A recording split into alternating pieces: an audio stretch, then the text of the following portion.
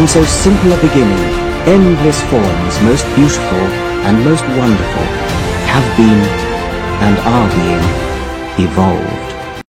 Alle Zellen verarbeiten ihre Informationen aus ihrer Umwelt. Ein Signal kann aus der Umgebung des Organismus stammen, wie etwa der Geruch einer weiblichen Motte, die bei Dunkelheit einen Paarungspartner anlockt. Ein Signal kann aber auch von innerhalb des Organismus kommen, wie bei Zellen der Leber, wo von Zellen anderer Organe gebildete Signalmoleküle die Aufnahme oder die Freisetzung von Glucose steuern. Natürlich bedeutet das reine Vorhandensein eines Signals noch nicht, dass eine Zelle darauf reagiert. Damit eine Zelle auf ein Signal reagieren kann, benötigt sie ein spezifisches Rezeptorprotein, welches das Signal aufnimmt. Außerdem ist ein Signalübertragungsweg, ein sogenannter Signaltransduktionsweg nötig, damit die aufgenommene Information zelluläre Prozesse auch beeinflussen kann. Ein Signaltransduktionsweg ist die Abfolge von molekularen Vorgängen und chemischen Reaktionen, die zu einer Reaktion bzw. einer Antwort der Zelle auf ein Signal führen. Signaltransduktionswege variieren im Detail sehr stark, ihre Grundstruktur ist ihnen jedoch gemeinsam.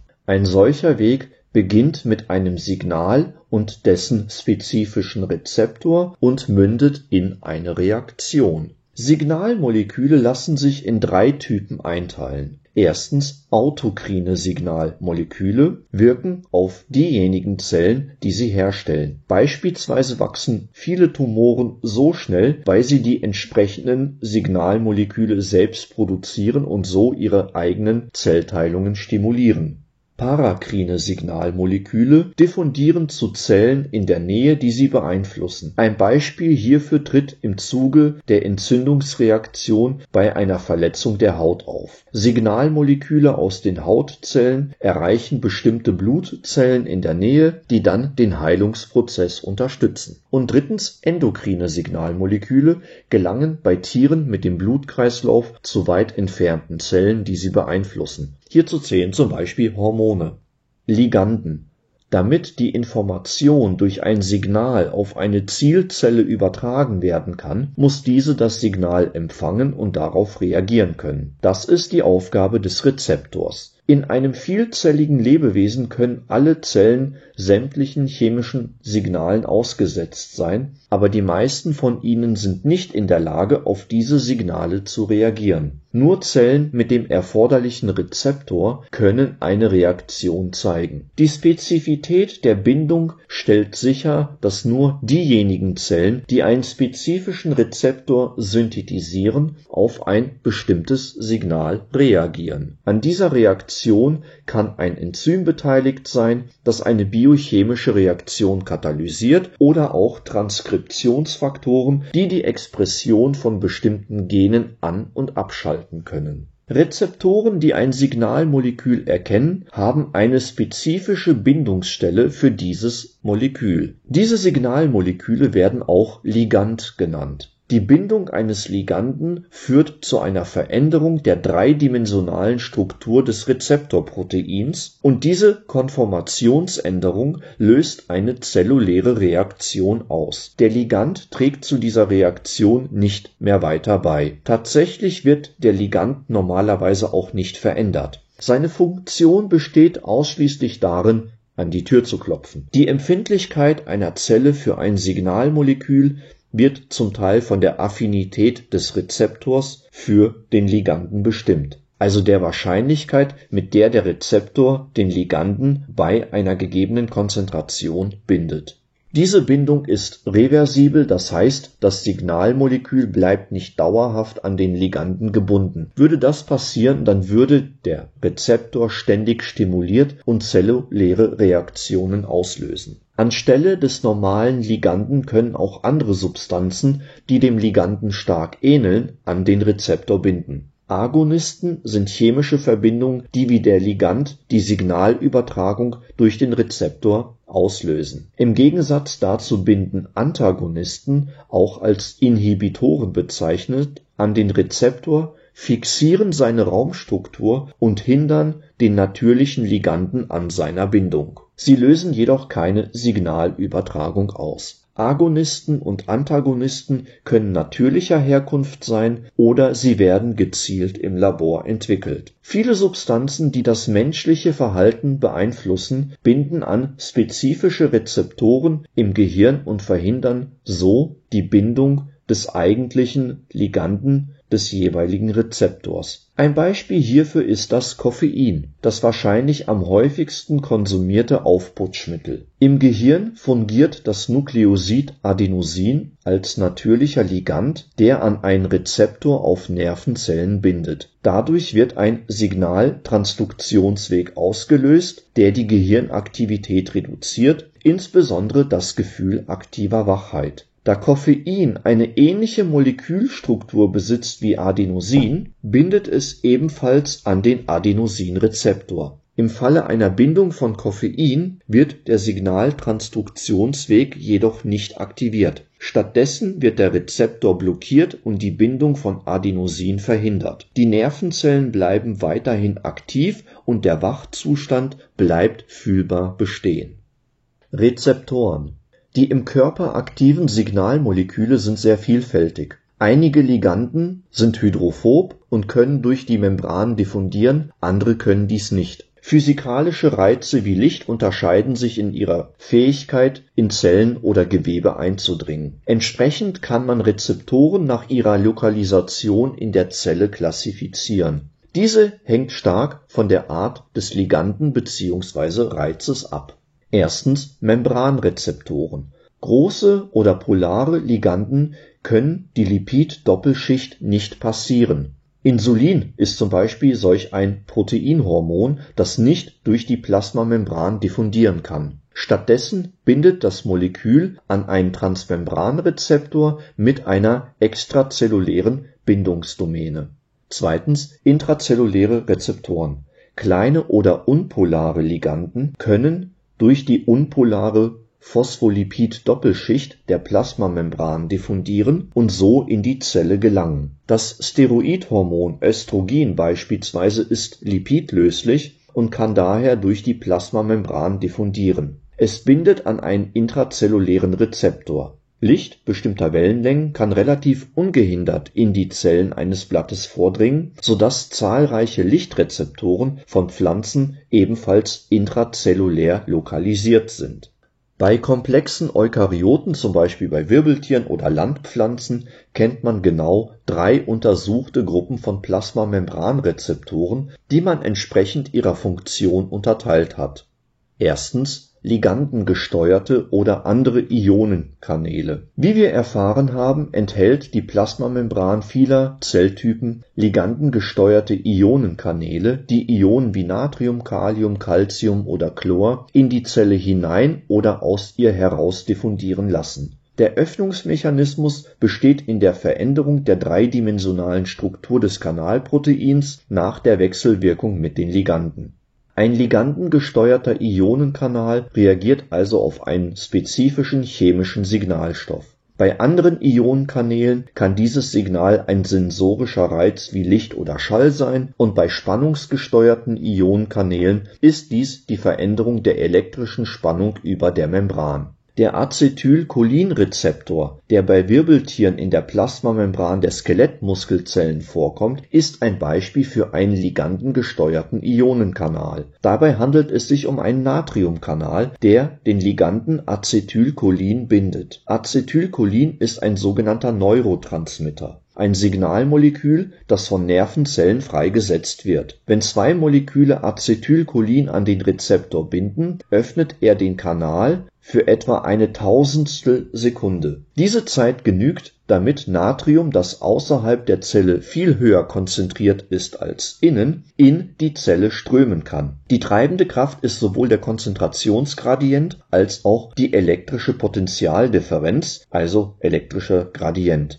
Die Veränderung der Natriumkonzentration führt über ein Muskelaktionspotential schließlich zur Kontraktion des Muskels. Zweitens enzymgekoppelte Rezeptoren, insbesondere Proteinkinase-Rezeptoren. Bestimmte eukaryotische Rezeptorproteine sind mit einem Enzym gekoppelt. Die wichtigste Gruppe solcher Enzyme sind die Proteinkinasen. Die damit gekoppelten Rezeptoren heißen entsprechend Proteinkinase-Rezeptoren. Proteinkinasen katalysieren die eigene Phosphorylierung oder die Phosphorylierung anderer Proteine, was die Proteinstruktur und damit die Proteinfunktion verändert. Die Phosphorylierung von Proteinen hat in der Biologie eine herausragende Bedeutung. Beim Menschen kodieren zum Beispiel 500 Gene für verschiedene Proteinkinasen. Proteinkinasen wirken also an unzähligen Stellen in unserem Körper und beeinflussen damit auf die ein oder andere Weise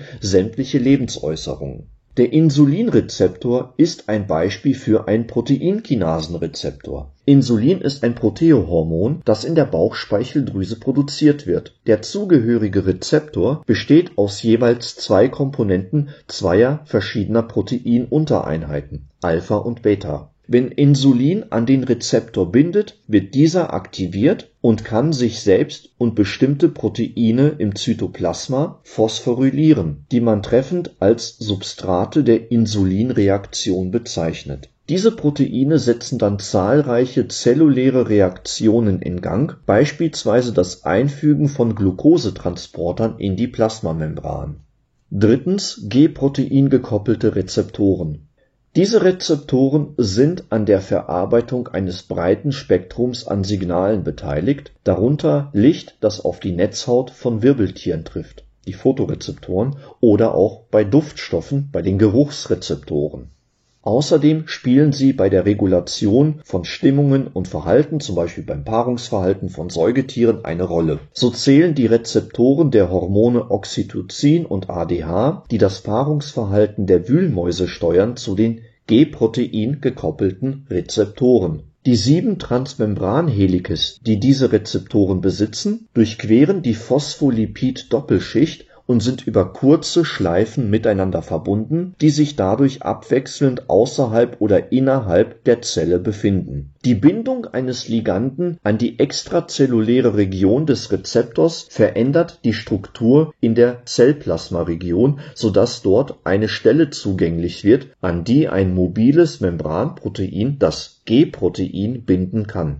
Das G-Protein taucht teilweise in die Phospholipid-Doppelschicht ein. Viele G-Proteine bestehen aus 3 Proteinuntereinheiten und können 3 verschiedene Moleküle binden: den Rezeptor, ein GDP bzw. GTP und an ein Effektorprotein. Wenn das G-Protein an ein aktives Rezeptorprotein bindet, tritt GTP anstelle von GDP. GTP ist ein Molekül vergleichbar mit dem ATP. Normalerweise wird gleichzeitig an der extrazellulären Seite des Rezeptors der Ligand wieder freigesetzt. Die Bindung von GTP verursacht eine Konformationsänderung des G-Proteins. Die Untereinheit mit dem gebundenen GTP trennt sich von dem übrigen G-Protein und diffundiert in der Ebene der Phospholipid-Doppelschicht, bis sie auf ein Effektorprotein trifft, an das sie binden kann. Die Bindung der G-Protein-Untereinheit mit dem gekoppelten GTP aktiviert den Effektor, der zum Beispiel ein Enzym oder Ionenkanal sein kann, und führt so zu Veränderungen der Zellfunktion. Nach der Bindung und Aktivierung des Effektorproteins löst sich die G-Protein-Untereinheit und kann weitere Effektorproteinmoleküle aktivieren, bis die intristische GTPase Aktivität der Untereinheit das GTP wieder zu GDP hydrolysiert und so inaktiviert. Die G-Protein-Untereinheit kann nun wieder an die beiden anderen G-Protein-Untereinheiten binden. Sobald sich die 3 Untereinheiten zusammengefügt haben, kann das G-Protein erneut an einen aktivierten Rezeptor binden. Nach der Bindung tauscht der aktive Rezeptor das GDP auf dem G-Protein gegen GTP aus und der ganze Zyklus beginnt wieder von vorne. Intrazelluläre Rezeptoren sind in der Zelle lokalisiert und dienen dem Erkennen von physikalischen Reizen oder von Signalmolekülen, die durch die Plasmamembran diffundieren können. Bei zahlreichen intrazellulären Rezeptoren handelt es sich um Transkriptionsfaktoren, von denen wiederum einige bis zu ihrer Aktivierung im Zytoplasma lokalisiert sind. Nach Bindung ihres Liganden diffundieren diese Transkriptionsfaktoren durch die Kernporen in den Zellkern, wo sie an die DNA binden und die Expression von bestimmten Genen modulieren.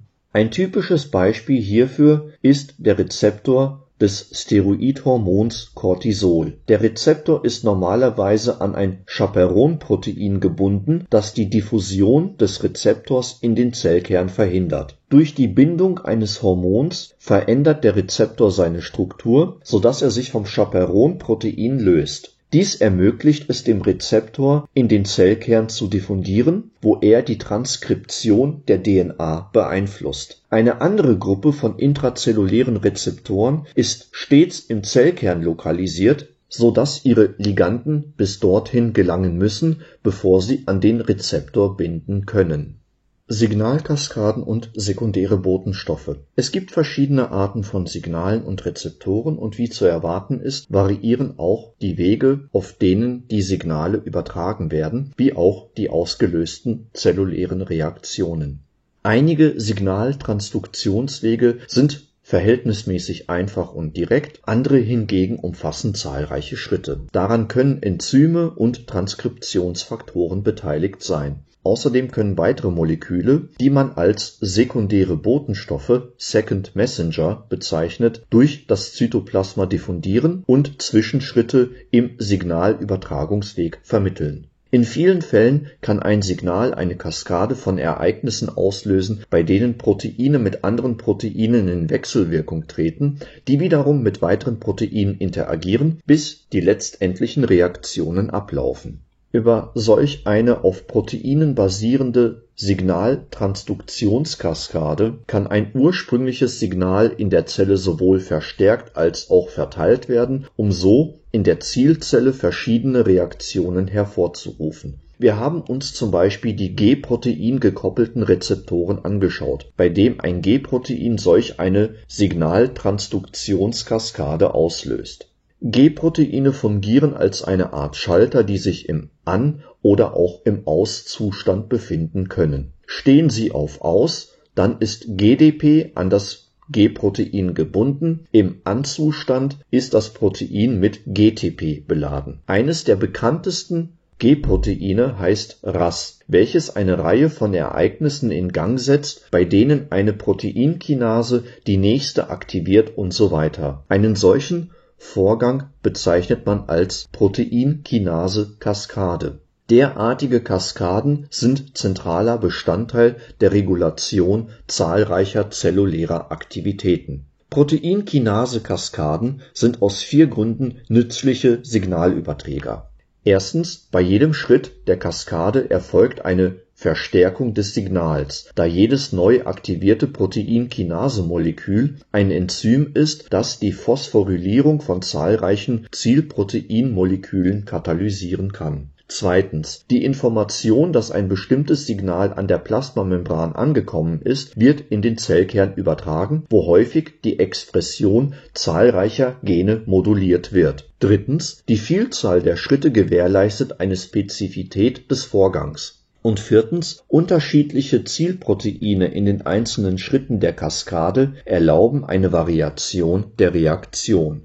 In vielen Fällen existiert ein kleines Molekül, das zwischen den aktivierten Rezeptor und den Beginn der eigentlichen Kaskade geschaltet ist. Ein solches Molekül wurde entdeckt, als man die Aktivierung des Leberenzyms Glykogenphosphorylase durch das Hormon Adrenalin untersuchte. Dieses Hormon wird freigesetzt, wenn sich ein Tier in einer Stresssituation befindet und schnell Energie für die Kampf- oder Fluchtreaktion verfügbar sein muss. Die Glykogenphosphorylase katalysiert den Abbau von Glykogen, das in Leberzellen gespeichert ist, sodass die entstehenden Glukosemoleküle in das Blut freigesetzt werden können. Das Enzym kommt im Zytoplasma der Leberzellen vor, ist jedoch inaktiv, wenn kein Adrenalin vorhanden ist. Wie sich herausstellte, kann das Adrenalin die Glykogenphosphorylase auch in Leberzellextrakten aktivieren, aber nur dann, wenn der gesamte Zellinhalt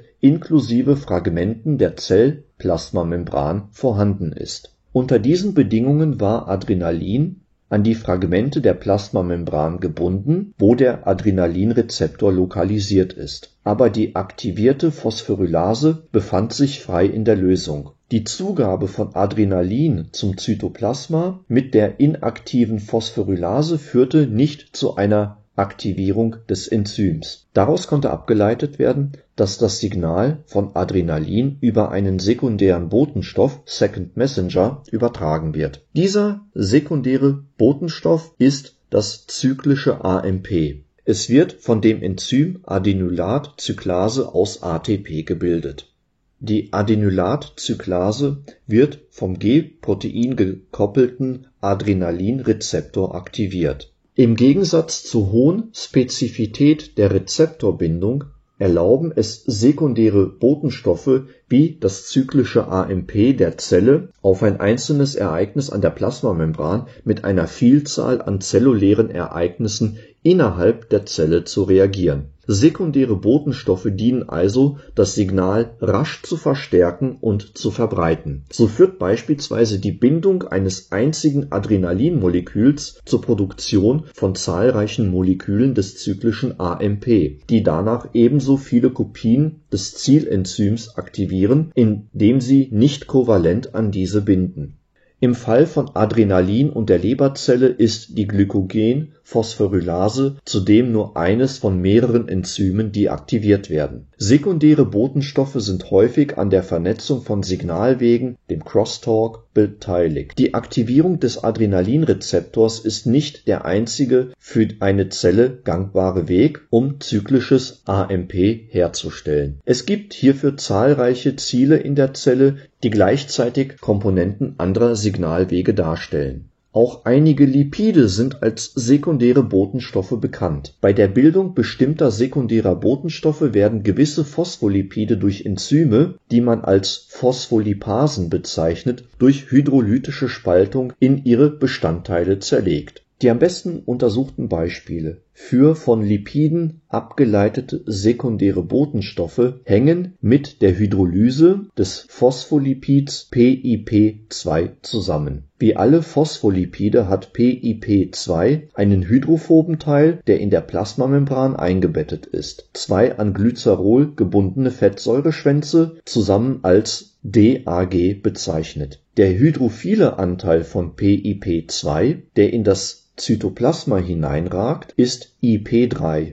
Wie beim zyklischen AMP sind die Rezeptoren, die zu diesem System der sekundären Botenstoffe gehören, häufig mit G-Proteinen gekoppelt. Eine G-Protein-Untereinheit wird durch den Rezeptor aktiviert, diffundiert dann innerhalb der Plasmamembran und aktiviert die Phospholipase C, ein Enzym, das sich in der Membran befindet. Dieses Enzym spaltet IP3 von PIP2 ab, sodass in der Lipid-Doppelschicht das DAG entsteht. Sowohl IP3 als auch DAG sind sekundäre Botenstoffe. Sie gehören zu unterschiedlichen Signalübertragungswegen, die einander unterstützen und beide die Proteinkinase C aktivieren.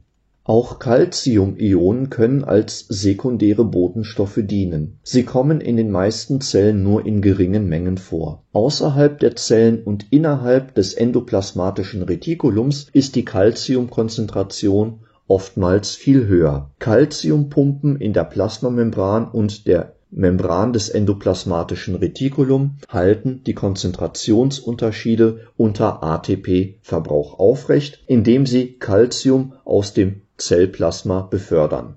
Anders als zyklisches AMP und die von Lipasen abgeleiteten sekundären Botenstoffe kann die Zelle Calcium nicht herstellen, sondern muss diese Ionen aus der Umgebung aufnehmen. Der Calciumspiegel im Zellplasma und in Organellen wird durch das Öffnen und Schließen von Calcium-Ionenkanälen und die Aktivität der membranständigen Calciumpumpen reguliert. Zahlreiche Signalstoffe können Calciumkanäle öffnen, beispielsweise das IP CP3. Das Eindringen des Spermienzellkerns in eine Zelle ist ein sehr wichtiges Signal, das zum Öffnen zahlreicher Calciumkanäle führt. Dadurch kommt es zu beträchtlichen Veränderungen, die das nun befruchtete Ei auf die anstehenden Zellteilungen vorbereiten. Unabhängig davon, welches Signal zum Öffnen der Calciumkanäle geführt hat, das Ergebnis ist eine deutliche Zunahme der Calciumkonzentration im Zellplasma, die innerhalb eines Sekundenbruchteils um das 100-fache ansteigen kann. Und diese Zunahme aktiviert die Proteinkinase C.